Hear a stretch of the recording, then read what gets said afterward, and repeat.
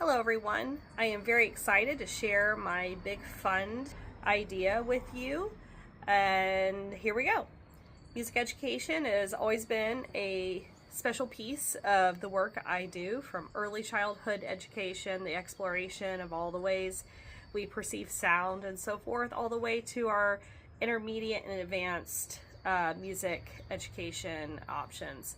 Over the past couple of years, especially through my master's program, I've been thinking really hard about ways we can better support music literacy in our earliest grades all the way through our advanced grades that really connects and sticks with students.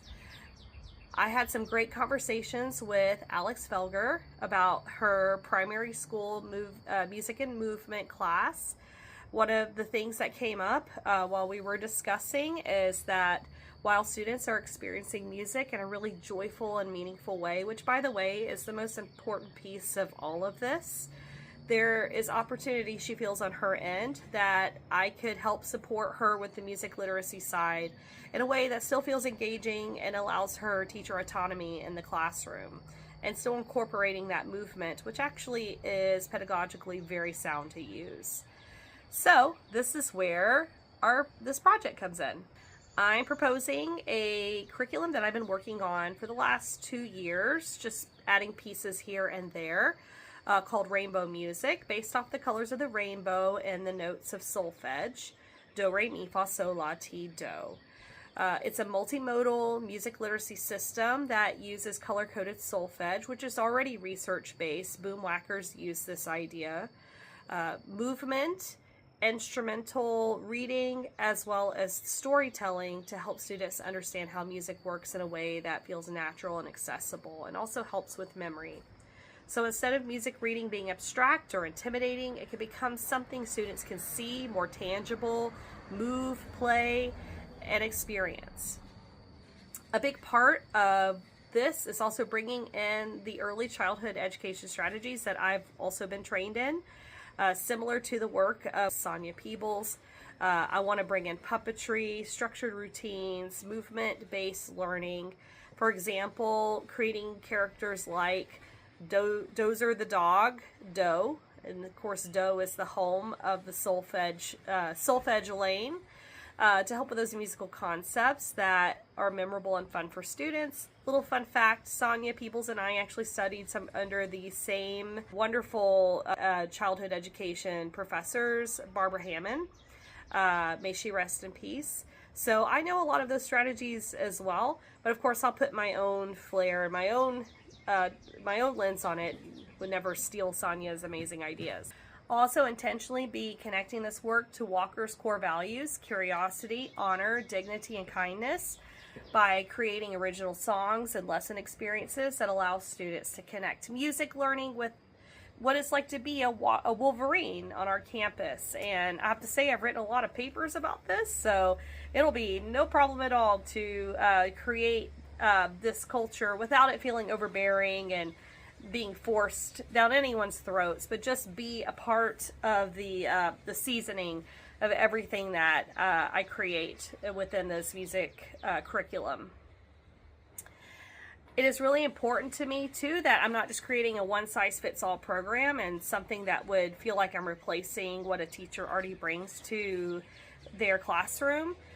My goal is to create a system that supports each teacher's individual style and preferences, just like a curriculum would do in any classroom, whether it's in a mathematics classroom with Delta, with the Delta math program, or Membean or something like that. Think of it more as a program that can help enhance and certainly not take away for what the teachers already bring.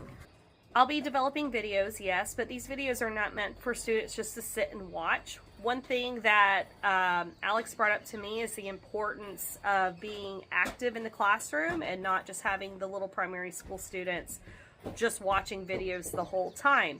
It's very important that she's very engaged, and so these lessons will be developed for her to continue the way that she already structures her class, with very clear ways to do so, implementing these ideas, but still keeping her ideas of movement and lessons that she's already worked so hard to create.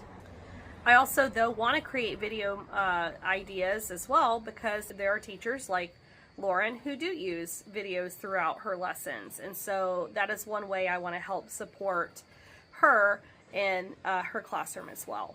It's very important, though, that teachers can take these ideas and adapt them in ways that feel authentic to their own classroom, because teacher autonomy is one of the greatest pieces of working at Walker, and it's something we should never take for granted, and we should always keep in mind when doing anything like this. I also want you to know I'll be grounding this work in strong pedagogical research, my own training through college, and people with many credentials and experience in the field. I will clearly document and cite the instructional reasoning behind the methods used, so that we're building something that isn't just engaging, but intentionally designed and instructionally sound. And I happen to still be friends with really great educators like Sonia Peebles, and anytime I use any semblance of their work, they will always be cited to make sure that they are given credit for their unique work. The goal is to ensure that our students are not just receiving a music education, but one that truly rivals the strongest programs around us. We have some strong programs in Cobb County, but we are an independent school, so we have unique challenges, but also advantages. A lot of the material that's out there is meant for public schools and not independent schools or private schools. So this is a unique advantage for someone like me, who has taught here for 20 years and has the experience to create a curriculum like this, to really enhance what we already do and just help bring it to the next level. What will make this project different is that it's not just only a set of just videos and lesson plans, but also it'll be a whole classroom system. I'll be creating sequenced classroom-ready lesson plans, visual, hands-on materials, movement and instructional activities, short videos, again, to support reinforcement, not replace teaching, and resources that can be shared across divisions. So if there's got to be puppets, I'm going to help locate those puppets or create those puppets. If there needs to be scores written, I'll use programs like Flat OI. I'll use Canva for the fun resources, but also video making through Canva as well as Clipchamp. We already have all of these programs, so I can just utilize what we already have. I'll even use a little AI through Moise, which is a music AI program that will help me create male voice from my voice. I just sing it, and I'm able to create a male voice out of that program. There's a lot of really cool stuff that I can do with the tools that we already own as a school, as well as creating puppets and so forth. And I don't plan to try to spend a lot of money on that. I want to try to be as resourceful as I can be without also diminishing the quality of what I'm trying to create. The goal is to create over the summer a cohesive bridge from primary school through grade 3 with the potential of grade 4 and grade 5. Grade 4 and grade 5 will have very different focuses, because that is when you start bridging to middle school. Grade 4 and grade 5 are kind of separate entities. I mean, that's just common early childhood education knowledge that really kind of branches into the 6th grade. But I'm very interested in that bridge, because that's the piece I'm the most excited about doing, because it does affect me the most, but you cannot create that until this is solid. So my hope is to use some of the resources I've already created for my middle school classes and see what I can do. But certainly the highest focus will be primary school through grade 3, with hopes of grade 4 and grade 5. And if not completed this summer, who knows? Maybe next summer, or maybe I can even find time before then.